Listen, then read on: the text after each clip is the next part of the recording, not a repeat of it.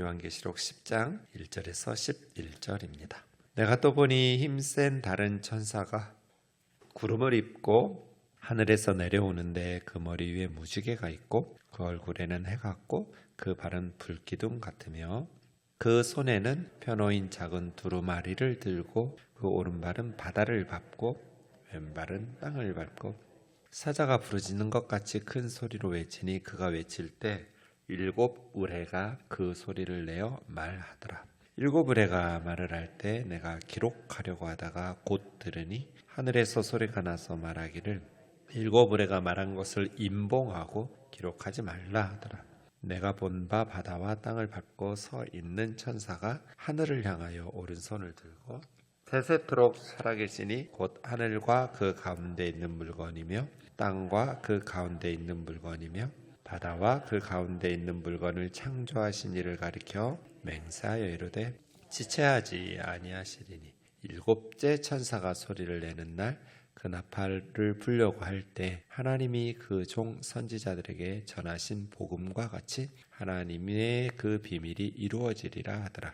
하늘에서 나서 내게 들리던 음성이 또 내게 말하여 이르되 내가 가서 바다와 땅을 밟고 서 있는 천사의 손에 펴놓인 두루마리를 가지라 하시기로 내가 천사에게 나아가 작은 두루마리를 달라 한즉 천사가 이르되 갖다 먹어버리라. 내 배에는 쓰나 내 입에는 꿀같이 달리라 하거늘 내가 천사의 손에서 작은 두루마리를 갖다 먹어버리니 내 입에는 꿀같이 다나 먹은 후에 내 배에서는 쓰게 되더라. 그가 내게 말하기를 네가 많은 백성과 나라와 방언과 임금에게 다시 예언하여야 하리라 하더라. 아멘. 요한계시록 4장에서 16장까지 7인, 7나팔, 7대접 세 세트의 심판 시리즈라고 했습니다. 하나님의 백성들에게는 구원이, 또 하나님을 믿지 않는 예수 그리스도를 거부하는 자들에게는 심판이 임합니다. 이 세 세트의 심판 시리즈는 심판과 구원이 이루어지는 완성의 과정이라고 말할 수 있습니다. 이 세 세트의 심판 시리즈 앞에 4장과 5장은 서론이라고 그랬습니다. 창조주 하나님, 구속주 어린 양. 창조주 하나님과 구속주 어린 양이 6장부터 7인 떼기를 시작하는데 시작하는 하나님의 심판과 구원의 주관자, 역사의 참 통치자라는 것을 가르쳐주는 배경입니다. 그렇게 창조주 하나님과 구속주 어린 양에 대해서 4장과 5장에서 말하고 6장부터 7인이 시작되는데 6번째 인까지 심판이 선언되고 마지막 7번째 인 사이에 삽입되는 내용이 있습니다. 나팔도 그렇습니다. 어제 본문까지 6번째 나팔까지 심판이 계속 첫 번째부터 이어지고 7번째 사이, 그러니까 6번째와 7번째 사이에는 삽입된 내용이 7인에도 있고 7나팔에도 있습니다. 그래서 6번째 나팔이 어제 끝나서 7번째 나팔 나오기 전에 오늘 10장과 11장에 3가지 삽입된 내용이 등장합니다. 그 중에 오늘 본문이 첫 번째인 것이죠. 그 다음에 7번째 나팔이 불려집니다. 마지막 3번째 대접 시리즈에서는 6번째 대접과 7번째 대접 사이에 삽입된 내용이 없습니다.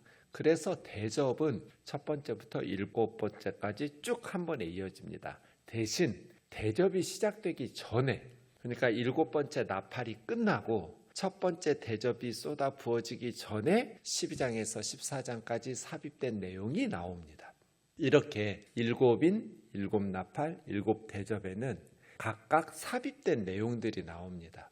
인과 나팔에는 6번째와 7번째 사이에 삽입된 내용이 나오고 대접은 대접이 시작되기 전에 삽입된 내용이 나옵니다. 이 삽입된 내용이 중요합니다. 왜 중요하냐면 교회의 역할과 사명과 관련되어 있기 때문에 그렇습니다. 인에서는 그렇습니다. 하나님의 큰 심판의 날에 누가 능히 서리요 하고 6번째 인이 끝나고 질문이 하나 던져집니다. 그리고 나서 삽입된 내용이 나옵니다.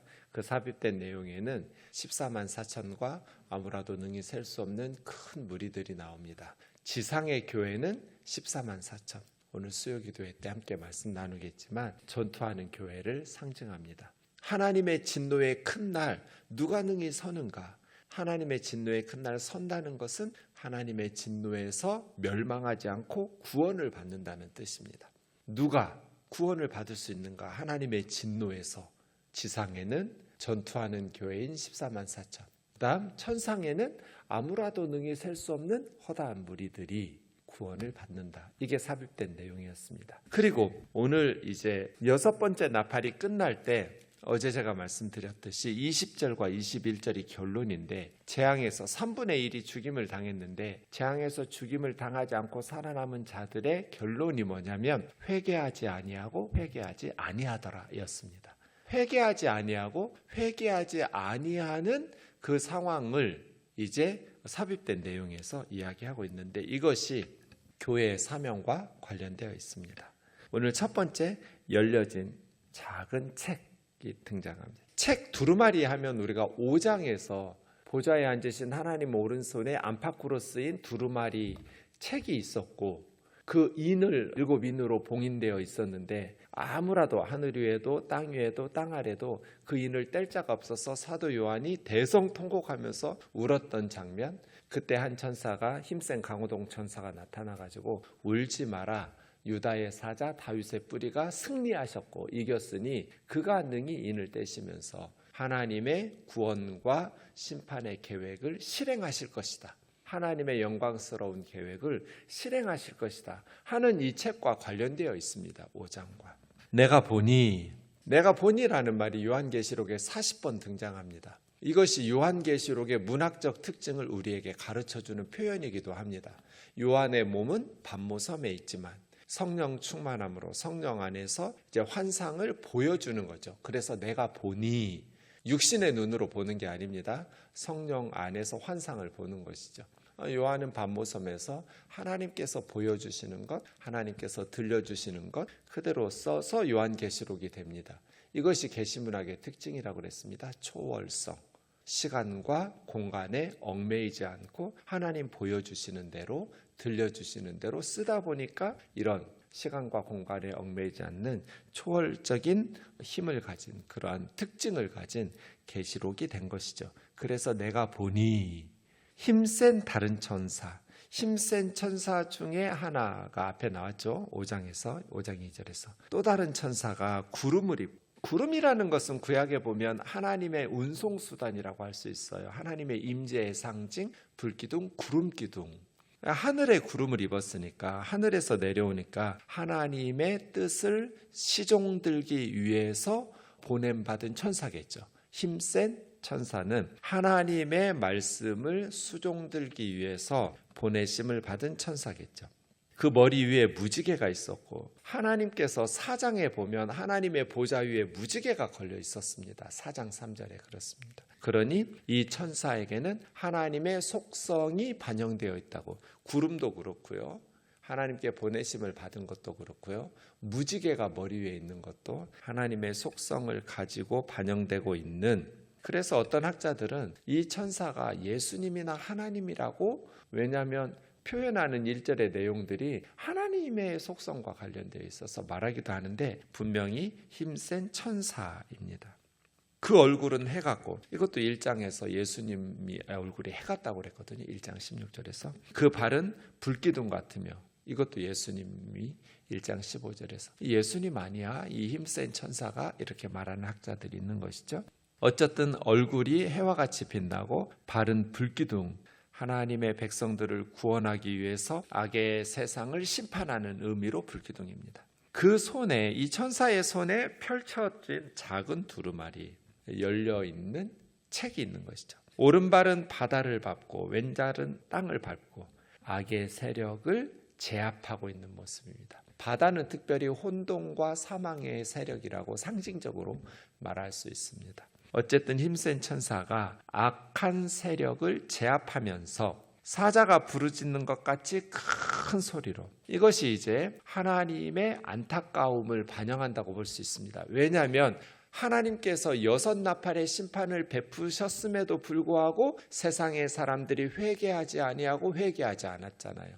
그러니까 사자가 울부짖는 것처럼 큰 소리로 이 천사가 부르짖는 것은 하나님의 안타까움이 반영된 사자의 부르짖음이라고 그만큼 간절함을 표현하는 것이라고 생각할 수 있습니다. 그가 외칠 때 7 우레가 번개, 천둥 번개 소리가, 이것도 6장 1절, 14장 2절, 19장 6절에 우레소리가 들리는데 하나님의 뜻을 반영한다고 말할 수 있습니다. 7 우레가 말할 때 내가 기록하려고 우레소리를 들을 때 이제 요한은 인나팔 시리즈처럼 하나님의 심판 시리즈가 6번째니까 이제 7번째 나팔이 남았잖아요. 그래서 기록하려고 했던 것 같아요. 뭔가 심판 시리즈가 예고될 것이라고. 그런데 하늘에서 소리가 난 거예요. 7 우레가 말한 것을 임봉하고 기록하지 말라. 그러니까 7 우레가 계시한 심판은 기록하지 말라는 거예요.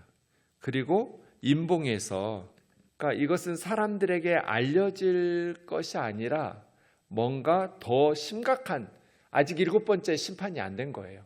그래서 삽입된 내용이 나오는 것이고, 뭔가 심판 시리즈 7번째 나팔이 울려 퍼질 것을 생각하면서 기록하려고 했다가 기록하지 마라.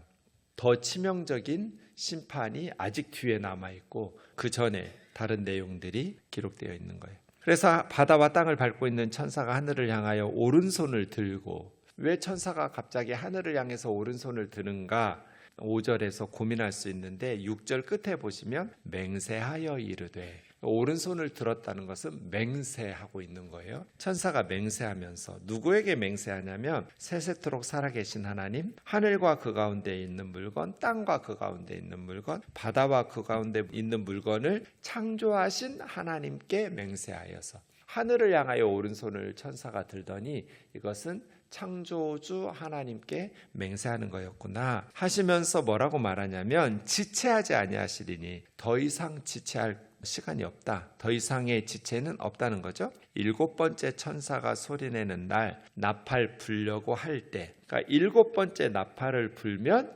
예수님이 재림하시는 거예요. 마지막 나팔이에요.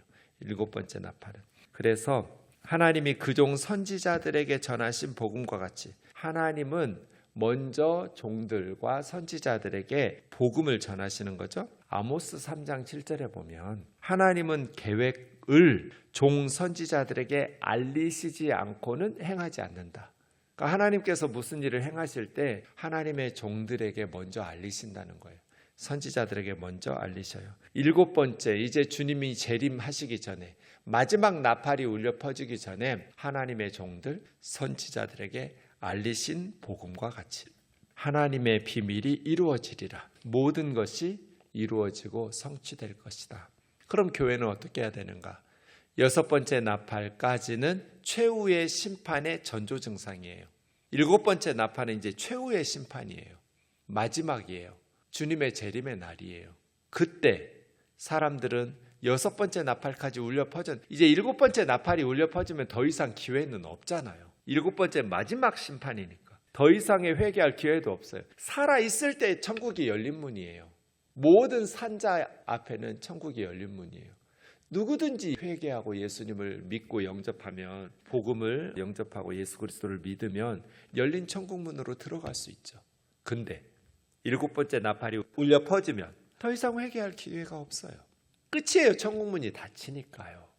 그래서 마지막 나팔이 울려 퍼지기 전에 회개해야 되는데, 6번째 나팔이 울려 퍼지고 심판이 진행돼서 땅의 3분의 1의 사람이 죽었는데도 회개하지 아니하더라. 그래서 사자처럼 울부짖어요.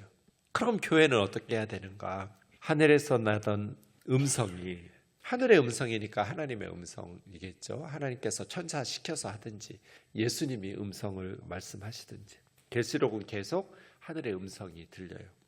네가 가서 바다와 땅을 밟고 있는 저 천사의 손에 펴놓인 두루마리. 여기서 너는 누구겠어요? 요한이에요.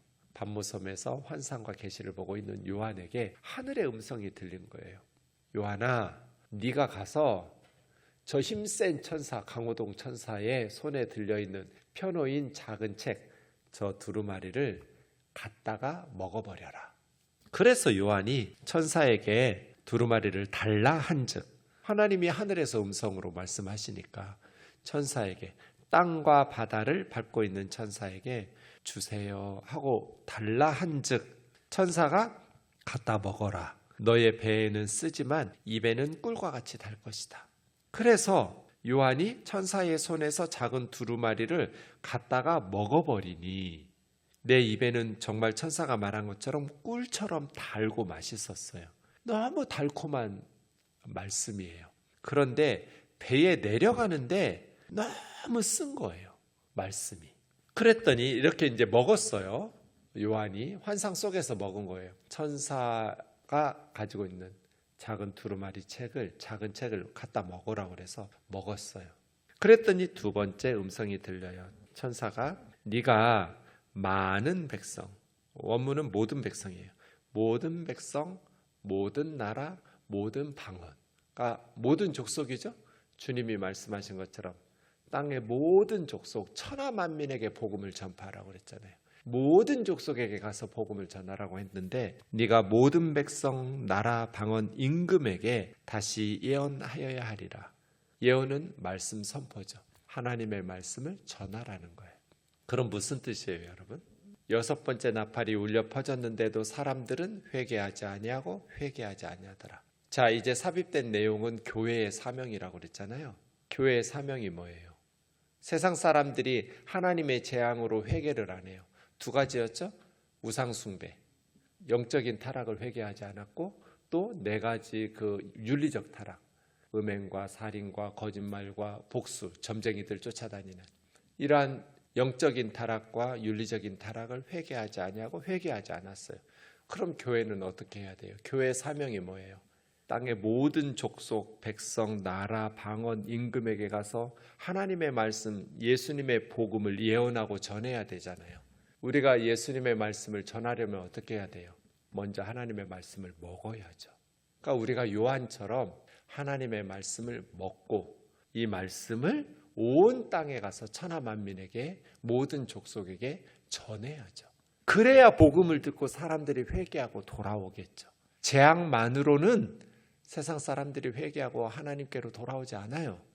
어떨 때 그 사람들이 돌아오냐면 복음을 들을 때. 그래서 교회의 사명이라고 말하는 거예요. 하나님의 재앙으로 심판을 받아서 사람들이 회개하고 돌아오지 않는데 그럼 어떻게 해야 되는가? 하나님의 말씀을 먹고 교회가 모든 사람들에게 하나님의 복음을 전해야 된다.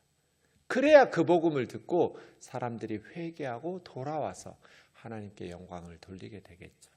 이래서 교회의 사명이에요. 삽입된 내용이 심판 중에서 교회는 어떤 사명을 감당해야 되는가? 요한과 같은 사명 갖다 먹어라. 그리고 전해라. 예언해라. 이 요한에게 주신 말씀을 교회가 감당하고 교회의 사명으로 삼아야죠. 우리 여기서 우리끼리 믿고 예배드리고 우리끼리 천국 가는 거 아니잖아요. 교회의 가장 중요한 사명은 믿지 않는 세상 사람들을 함께 사망의 길을 가는 줄도 모르고 사망의 바다에서 헤매고 있는 죽어가는 영혼들을 이미 주님에게서 분리돼서 죽은 영혼들을 건져내어서 이 교회라는 구원의 방주에 싣고 함께 천국의 항구에 들어가야죠. 이것이 교회의 사명. 그러기 위해서 우리는 어떻게 해야 돼요? 하나님 말씀을 먹어야죠. 자세한 이야기는 이 본문이 돌아오는 주일 본문이어서 함께 생각해 보겠습니다.